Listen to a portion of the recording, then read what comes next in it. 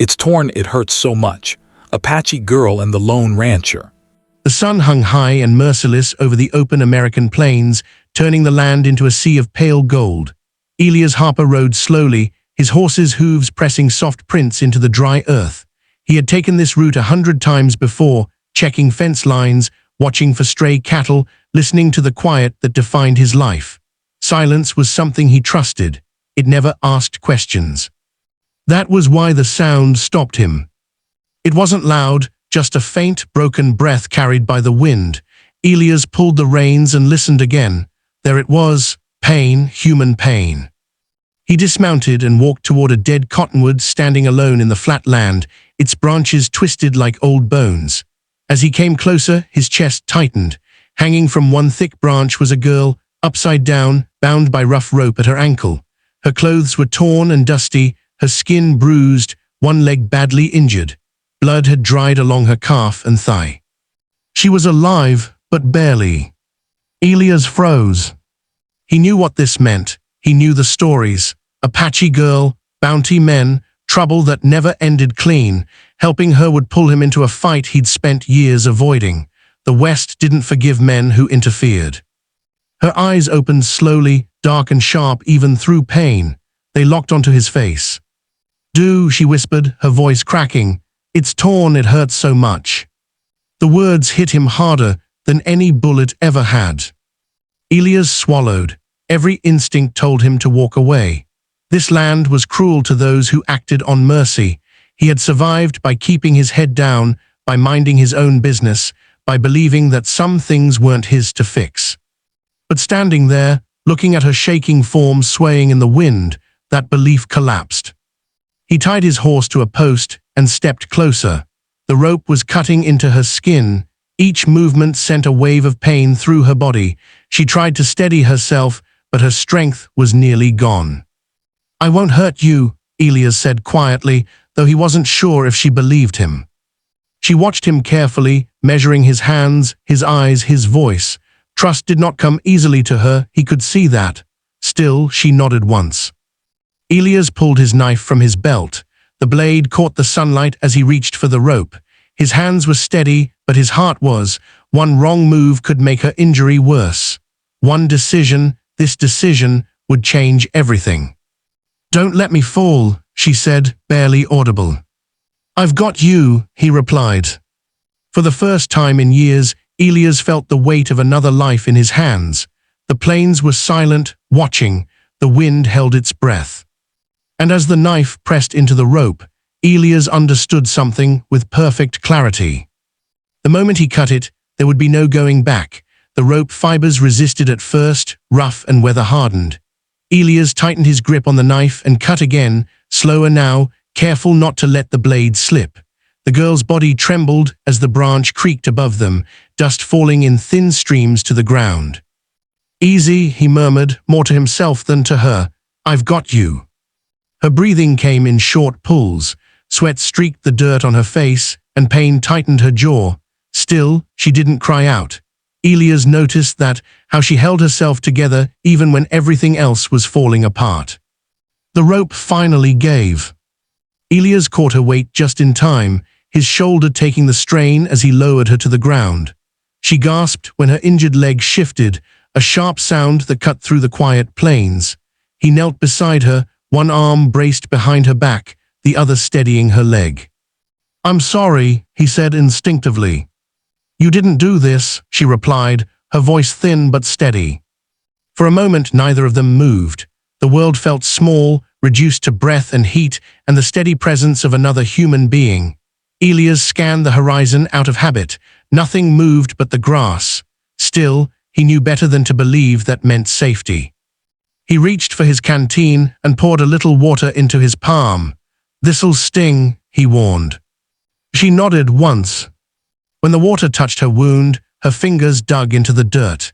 Elias waited until the shaking eased before continuing. He cleaned as gently as he could, careful not to reopen torn skin. The injury was bad, muscle torn, bruising deep, but it wasn't hopeless. Not yet. "You're lucky," he said quietly. "Another hour like that." She finished the thought for him. "I wouldn't be here." He tore a strip from his spare cloth and wrapped her leg, firm enough to hold, loose enough to breathe. His movements were practiced. He'd done this before, on cattle, on men, on himself. What was different now was the way she watched him, reading every motion. "What's your name?" she asked. "Elias." She nodded, as if filing it away for later. "Yana." The wind shifted, carrying the smell of dust and dry grass. Elias stood and fetched his saddlebag, laying out what little he had: salve, bandage, dried meat. He handed her a piece of jerky. She hesitated, then took it. "Why are you still here?" she asked. He didn't answer right away. He didn't have a clean answer. Finally, he said, "Because leaving would be easier, and I don't trust easy anymore." Yana studied him, then looked past him toward the endless land. "They will come back," she said, "the men who did this."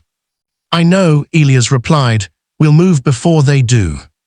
He helped her sit up, slow and careful. She leaned against the dead tree, eyes closed, conserving strength.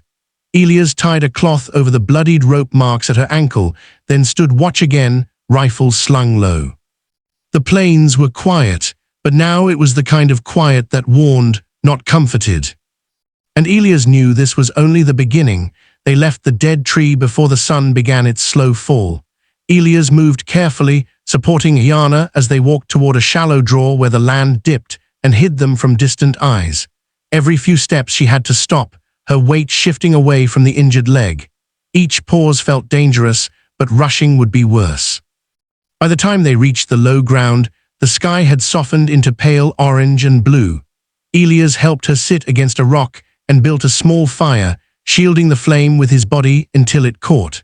The warmth brought color back to her face, though exhaustion still pulled at her features. "You should have left me," Ayana said quietly, staring into the fire. Elias shook his head. "I've done that before, walked away when it was easier, doesn't sit right anymore."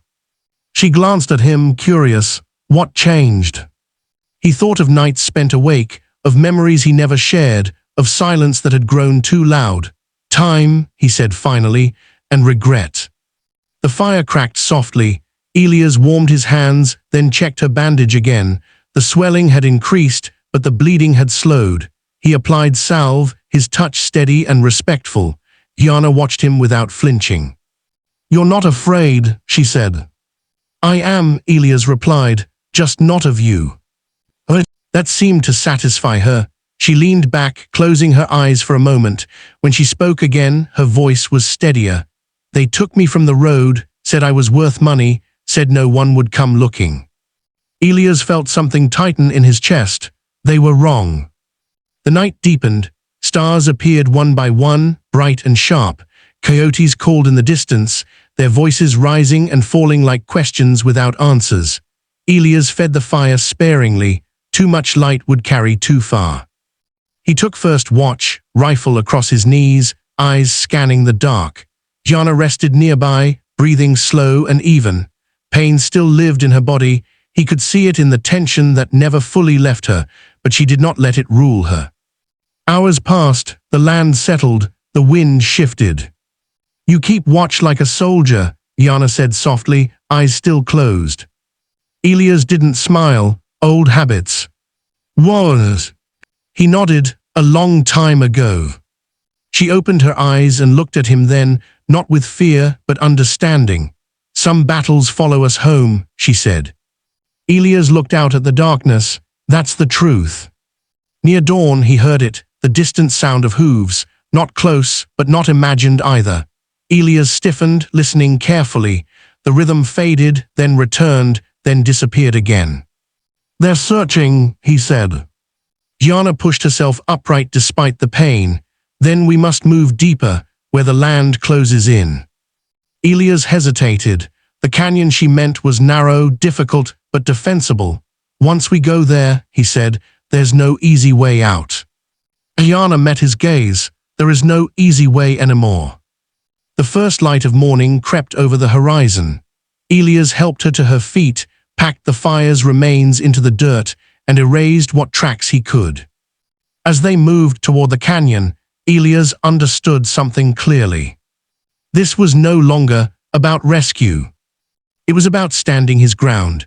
The canyon opened before them like a long scar in the earth, narrow, winding, and shadowed even under the morning sun. Elias led the way, testing each step, scanning the ridges above. The walls rose high on both sides, broken stones stacked by time and weather. Sound carried strangely here. A careless move could echo for miles. Gianna leaned heavily on a walking stick Elias had carved for her from a fallen branch. Her face was pale, but her eyes were alert, reading the land as if it spoke a language she had always known. "This place remembers," she said softly. "That's why they fear it."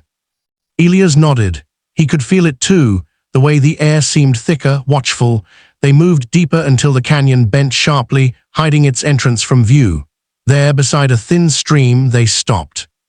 Elias helped her sit and checked her leg again. The swelling had not worsened, but pain lingered stubbornly. He tightened the bandage just enough and handed her water. "You should rest," he said. "I will," she replied, "but not sleep." Above them, a sound broke the stillness, voices, faint, distant, but real. Elias stood, rifle ready. He moved to a narrow gap between stones and peered out. Riders, 3, maybe 4. They circled the canyon mouth like wolves unsure of the trap. "They followed," he muttered. Gianna rose beside him, wincing but steady. "They will not enter unless they believe they must." Elias exhaled slowly. "Then we make them believe they shouldn't." He stepped into view at the canyon entrance, standing tall and alone. The riders noticed immediately. One of them laughed, the sound sharp and careless. "There you are, rancher," a voice called. "Hand her over and we walk away." Elias didn't raise his rifle. He kept it lowered but visible. "You've got no claim here," he said. "Turn back." Another rider shifted uneasily. The canyon walls pressed close now, narrowing their space, stealing their confidence. "She's worth money," the first voice said. "More than you are." Elias smiled thinly. "Then you should have brought more men." Silence stretched. Wind moved through the canyon, carrying dust and the faint scent of water. Gianna stepped forward into view. Her presence changed something. The riders stiffened. "She's injured," one muttered. "Shouldn't even be standing." Gianna met their gaze without fear. "You already lost," she said. "You just don't know it yet." The men hesitated. The canyon did not welcome them. Every shadow felt like a threat, every echo like footsteps behind them. Elias raised his voice just enough. "Last chance, ride out." For a long moment, nothing happened. Then one rider turned his horse. Another followed. The leader spat into the dust, eyes burning with frustration, but even he backed away in the end. When they were gone, Elias let out a breath he hadn't realized he was holding. His legs felt weak, but he stayed upright. Gianna leaned against the stone, exhausted. "They'll remember this," she said. "So will I," Elias replied. As the canyon returned to silence, Elias understood something had shifted. He wasn't running anymore. He had chosen a side. And the land had noticed. The canyon settled into a fragile calm after the riders disappeared. Sunlight slid slowly along the stone walls, warming the air just enough to ease the chill left by fear. Elias stayed alert, though, packing the narrow ground like a sentry. He had learned long ago that danger rarely announced its return. Gianna sat near the stream, her injured leg stretched carefully before her. She dipped her fingers into the cold water, letting it run over her skin. For a moment, the water turned faintly red, then cleared again as it flowed away. "They will not come back today," she said quietly. Elias glanced at her. "You sound certain." "They tasted resistance," she replied. "Men like that look for softer ground." Elias nodded, though he knew not today did not mean never. He knelt beside her and checked the bandage again. The wound was still angry, but clean. Healing would be slow, painful, but possible. "You should have someone from your people," he said. "Someone who knows how to care for you long term." Gianna looked up at him. "And leave you to face them alone." Elias paused. He hadn't thought that far ahead. "This isn't my fight," he said, then frowned at his own words. Gianna's eyes softened. "You crossed that line when you cut the rope." They shared a quiet moment as the truth of that settled between them. As afternoon wore on, Elias taught Ayana how to erase signs of their presence. He scattered ash from the fire into the stream, brushed away footprints with a bundle of dry grass, and moved stones to hide disturbed soil. She watched closely, then showed him small corrections, ways to follow the land instead of fighting it. Survival, she said, is listening more than acting. Later, Elias spoke of himself, of the ranch beyond the hills, of the war that left him uneasy with stillness, of choosing solitude because it demanded nothing. Gianna listened without interruption. When he finished, she said, "You chose quiet so you wouldn't have to choose again." The words struck deeper than he expected. That evening, pain returned to her sharply. She gripped the stone beside her, breath shallow, jaw clenched. Elias reached out instinctively, then stopped when she raised her hand. "Stay," she said, "just stay." So he did. He sat beside her, counting breaths with her, grounding her through the worst of it. He didn't speak, he didn't fix, he simply remained. When the wave passed, she leaned back, exhausted but steady. "The pain remains," she said, "but it does not rule me." Elias felt something loosen inside him, something he had kept tight for years. At dawn, he made a decision. "I'm riding to town," he said. "Quietly, I'll listen, see what's moving." Gianna studied him carefully. "That path leads to eyes and rumors." "I know," Elias replied, "but standing still leads nowhere." She nodded once, then "I will hold the canyon." Before he left, she placed her hand briefly over his chest. "You already did the unthinkable," she said. "You stayed." Elias mounted his horse and rode out, the canyon swallowing his tracks behind him. He did not know what he would find in town, but he knew he would return changed. Elias returned to the canyon just before sunset, his horse breathing hard, dust clinging to its flanks. Town had answered his questions without speaking them aloud. He had listened in saloons, watched men lower their voices, seen money pass hands that didn't want witnesses. The word was out. A wounded Apache girl, a rancher who interfered, trouble waiting to collect. Gianna knew the moment he arrived. "They are coming," she said, not as a question. "Yes," Elias replied, "soon, and not just the ones from before." The canyon felt heavier that evening, as if the stone itself leaned inward. Elias prepared what little defense he could, placing himself where the narrow path forced anyone entering to slow. He didn't expect victory, he only expected a stand.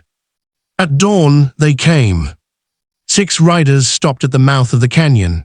Armed, confident, certain of their right, one stepped forward, holding a paper Elias recognized without reading.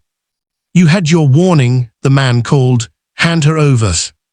Elias walked out alone. "This ends here," he said calmly. The man laughed. "You're one rancher, step aside." Elias loosened his grip on the rifle and let it rest against his leg. His voice carried clearly through the canyon. "If you want to, just do it." The words unsettled them. This wasn't surrender, it wasn't defiance either. It was something harder, refusal. Before they could answer, Ayana stepped forward. She stood tall despite the pain, despite the wound that still burned with every breath. The wind rose suddenly, rushing through the canyon, lifting dust and sound together. It wasn't magic. It was memory, the land answering those who belonged to it. The riders shifted uneasily. One looked back, another tightened his reins. "You already lost," Ayana said quietly. "You just haven't accepted it." Silence stretched long and heavy, then one rider turned his horse. Another followed. Greed faltered when it found no fear to feed on. The last man hesitated, then spat into the dust and rode away. The canyon exhaled. Yana swayed. Elias caught her as her strength gave out. He helped her sit beside the stream, the water running clear and cold. "This is where we part," she said softly. Elias shook his head. "You don't have to go." "I do," she replied, smiling faintly. "My path moves on, yours stays." The wind shifted. Elias blinked, and she was gone. No sound, no tracks, Only the land remained quiet and complete. Years later, people spoke of a rancher who tore down fences instead of building them, a man who guided the lost, refused blood money, and listened to the land before acting. They spoke, too, of an Apache girl who appeared when cruelty crossed a line. Elias never corrected the stories. He only lived them. And the West, in its long memory, accepted that choice and rested.